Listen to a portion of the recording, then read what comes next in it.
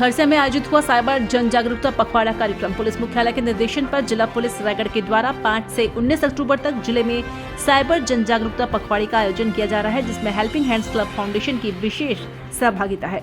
पखवाड़ा के माध्यम से साइबर फ्रॉड की जानकारी देने के साथ ही जन सामान्य को जागरूक किया जा रहा है। इसी कड़ी में आज जिला पुलिस एवं हेल्पिंग हैंड क्लब फाउंडेशन के संयुक्त तत्वाधान में खरसिया के स्टेशन चौक में साइबर जन जागरूकता पखवाड़ा का आयोजन किया गया, जिसमें जिला कलेक्टर कार्तिकेय गोयल एवं पुलिस अधीक्षक दिव्यांग पटेल मुख्य रूप से उपस्थित रहे।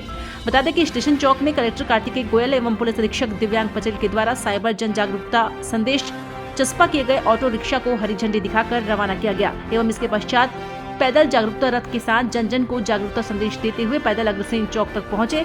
इस पैदल मार्च में नगर वासियों ने कलेक्टर एसपी का पुष्प गुच्छ से स्वागत सत्कार किया।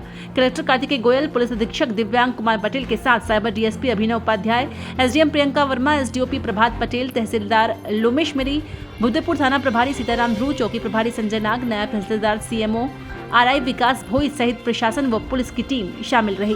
साइबर सेल डीएसपी अभिनव उपाध्याय ने साइबर जन जागरूकता पखवाड़ा में साइबर फ्रॉड से बचने के लिए 4 स्तंभ बताए, जिसमें प्यार, विश्वास, लालच एवं अज्ञानता है।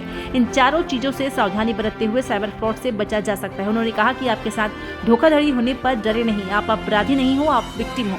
ऐसी स्थिति में अपने नजदीकी थाना में तत्काल सूचित करें। उन्होंने कहा कि सोशल मीडिया अकाउंट को लॉक रखने, एटीएम एवं व्यक्तिगत जानकारी देने से बचने जैसी सावधानियों के संबंध में जानकारी दी।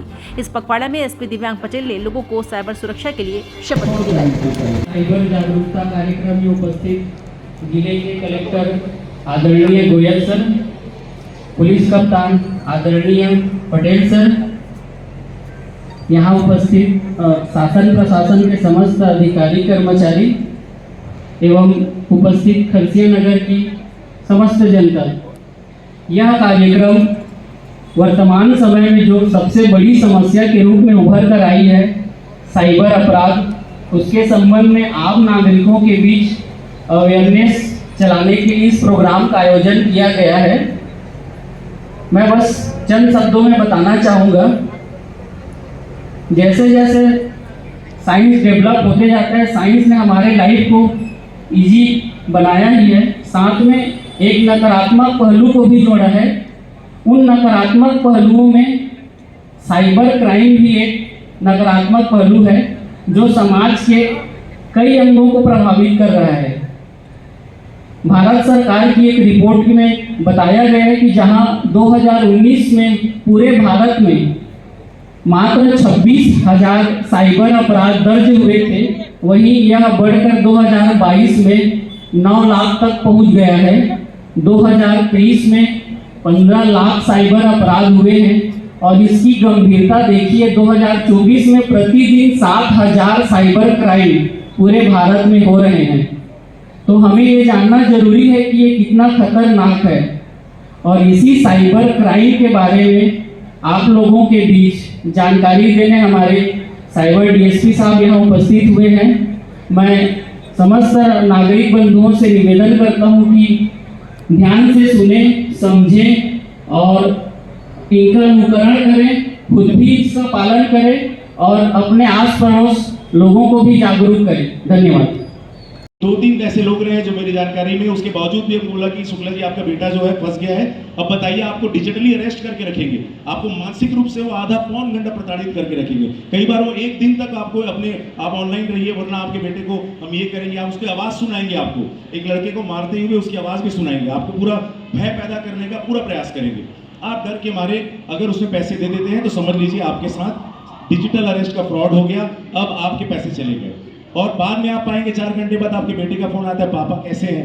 तो पापा कैसे बताएं पापा कैसे हैं? पापा ने तो पैसे लुटा दिए सिर्फ डर के मारे। वहीं पर पापा को करना ये चाहिए था, रायगढ़ पुलिस के पास आना था, उनको साइबर सेल जाना था, वहां जाके बताना था, सर ये पुलिस वाला बोल रहा है कि मेरा बेटा अरेस्ट हो गया, क्या ये बात सच है? तो मुझे खुशी तब होगी जब साइबर सेल में आप ठगा करना है, साइबर सेल में आप साइबर फ्रॉड को नीचे गिरा करना है, हमारे पास आप पहुंचिए और हमको बताइए कि सर आपने जो हमको जन जागरूकता फैलाई है उसको समझ के हमने साइबर फ्रॉड को ठेका दिखाया और हम यहाँ आगे बचे हैं। उस दिन हमारे लिए बड़े गर्व का विषय होगा।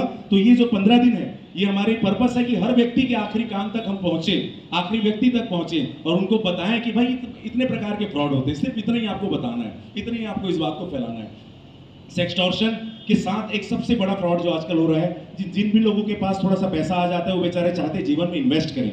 सेविंग और इन्वेस्टमेंट बहुत अच्छी चीज़ है, लेकिन आप सेविंग और इन्वेस्टमेंट के लिए अगर किसी भी फर्जी साइट का यूज़ करते हैं, किसी भी ऐसे गलत माध्यम का यूज़ करते हैं, कोई भी अननोन एपीके पैसा गवा चुके हैं। मेरी जानकारी में ही एक व्यक्ति 32 लाख रुपए वो अपनी बेटी की शादी के लिए उसने अपने मैट्रिमोनियल साइट में अपना नंबर डाला था, जिसका मिसयूज करते हुए साइबर फ्रॉड ने उस नंबर को निकाला और उनकी पूरी की पूरी उनको डरा कर धमका कर वो आत्महत्या तक करने वाले थे। ऐसे 50 से ज्यादा लोग हैं जो हमारे साइबर सेल में आए हैं। आदरणीय दिव्यांग सर के मार्गदर्शन में जो भी काम हुआ है उसमें कई लोग आत्महत्या करने से ही बचे हैं। तो काउंसलिंग भी जो है पुलिस का एक टास्क हो गया है। और आप समझिए कि आदमी जब लगता है कि ऐसा कोई गलती हो गया या उसकी वीडियो बन गई तो आदमी अपने गिल्ट कॉन्शियसनेस में आ जाता है। आप सभी से मेरा निवेदन है, मैं फिर से बोलता हूँ इस मंच से, अगर आपके साथ ऐसा कुछ हो गया है प्लीज मत डरिए, क्योंकि आप यहाँ पर अपराधी नहीं है, आप यहाँ पर विक्टिम है। हम आपको अपराधी नहीं मानेंगे। पुलिस के पास आप जाएंगे तो आपकी मदद ही होगी। आपको हो सकता है फेक अरेस्ट वारंट भी भेज दें, सीबीआई ईडी का लिखा हुआ पूरा आपको ओरिजिनल लगेगा। तो भाई साहब सीबीआई और ईडी आपको कभी अरेस्ट वारंट नहीं भेजेगी, पुलिस वाला ऑनलाइन अरेस्ट वारंट नहीं भेजेगा वो भी आपके बेटे का, ऐसा कभी नहीं होता है। लेकिन उसके बावजूद भी 2-3 ऐसे लोग रहे जो मेरी जानकारी में, उसके बावजूद भी अब बोला कि शुक्ला जी आपका बेटा जो है फंस गया है, अब बताइए आपको डिजिटली अरेस्ट करके रखेंगे, आपको मानसिक रूप से वो आधा पौन घंटा प्रताड़ित करके रखेंगे। कई बार वो 1 दिन तक आपको अपने आप ऑनलाइन रहिए वरना आपके बेटे को हम ये करेंगे, या उसकी आवाज सुनाएंगे, आपको एक लड़के को मारते हुए उसकी आवाज भी सुनाएंगे, आपको पूरा भय पैदा करने का पूरा प्रयास करेंगे। आप डर के मारे अगर उसमें पैसे दे देते हैं तो समझ लीजिए आपके साथ डिजिटल अरेस्ट का फ्रॉड हो गया, अब आपके पैसे चले गए। और बाद में आप पाएंगे 4 घंटे बाद आपके बेटे का फोन आता है, पापा कैसे हैं? तो पापा कैसे बताए पापा कैसे हैं? पापा ने तो पैसे लुटा दिए सिर्फ डर के मारे।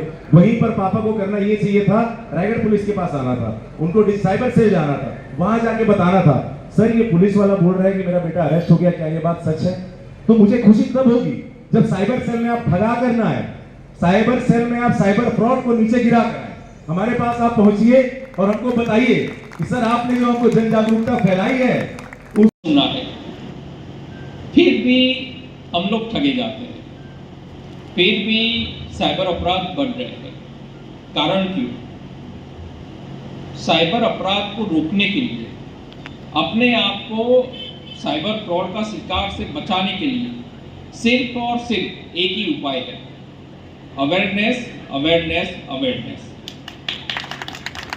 अगर आप जागरूक नहीं होंगे तो आज नहीं तो कल साइबर फ्रॉड करने वाले आपको अपने चंगुल में जरूर फंसाएंगे।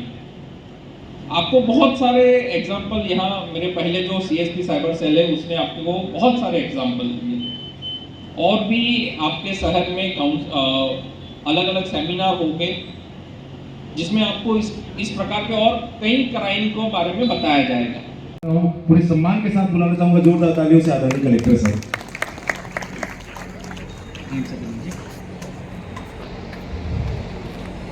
नमस्कार। यहाँ खरसिया में कई साल बाद मैं आप सबके बीच में आकर काफ़ी खुश हूँ, विशेष रूप से जो आज साइबर जागरूकता आप सभी ने व्यापक रूप से प्रसार करने के लिए जो जन जागरूकता कार्यक्रम है, इसके आयोजित इस खरसिया नगर के कार्यक्रम में विशेष रूप से मेरे मित्र और छोटे भाई एसपी साहब श्री दिव्यांग पटेल जी, हमारे एडिशनल एसपी साहब Shri Abhinav ji, SDM madam Kharsia, SDOP Kharsia, शासन प्रशासन की टीम, विशेष रूप से जो सिविल सोसाइटी कहते हैं, जो सामाजिक संस्था है हेल्पिंग हैंड्स, उसके अध्यक्ष श्री अंकित अग्रवाल जी, और साथ में जो संरक्षक मनोज गोयल जी, बंटी सोनी जी, हेल्पिंग हैंड्स की पूरी टीम साथ में जो है, और आप मेरे सारे सभी को मेरा सादर प्रणाम।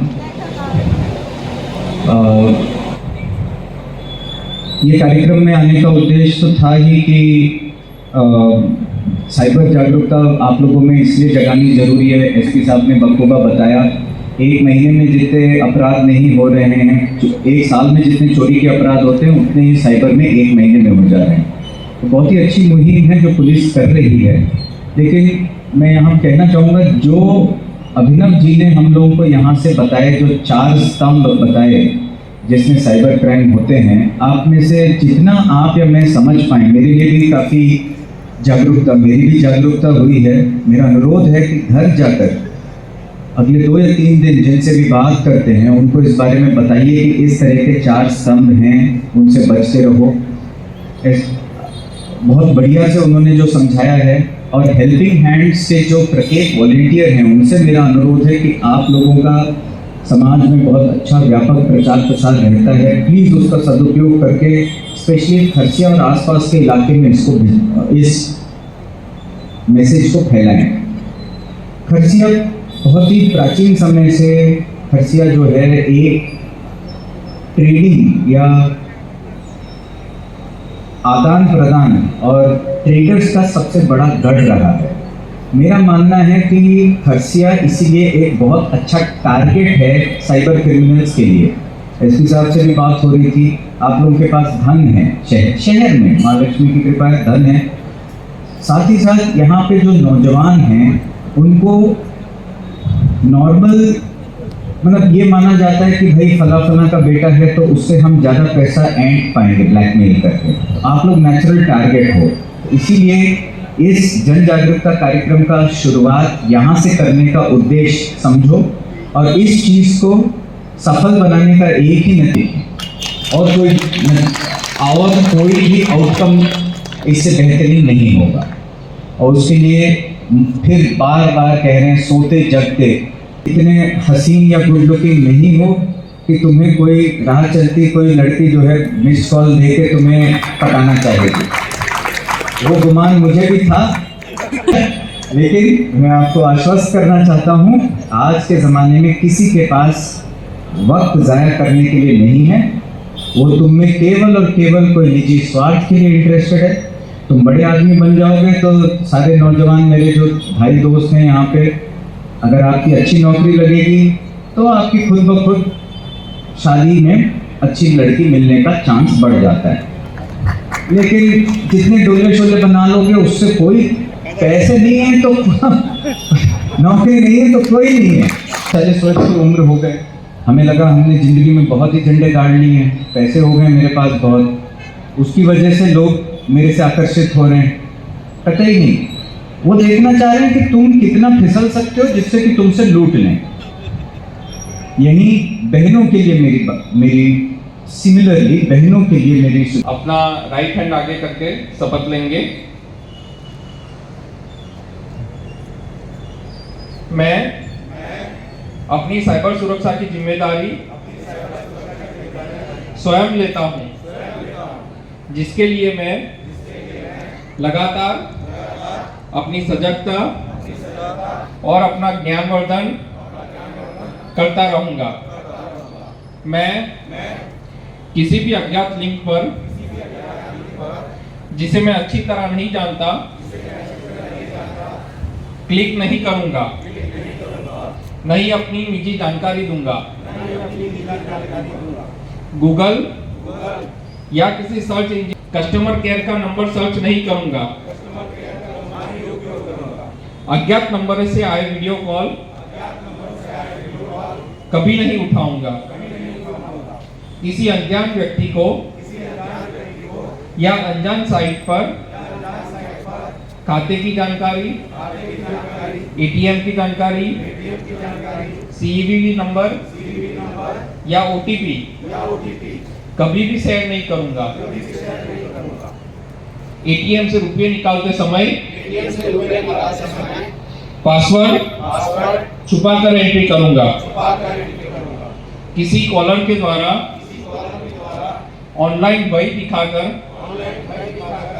रुपयों की मांग की जाती है तो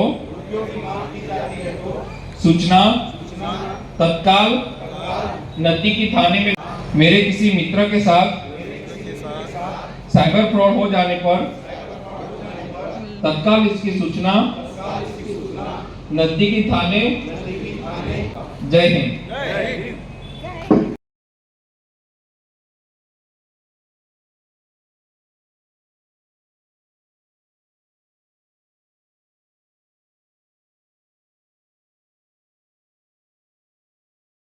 ये पूरा का पूरा देखिए हमारे ज़िले के जो एसपी साहब हैं इनके मार्गदर्शन में ये हुआ है और आई थिंक ज़िले में ये शुरुआती आगाज़ है।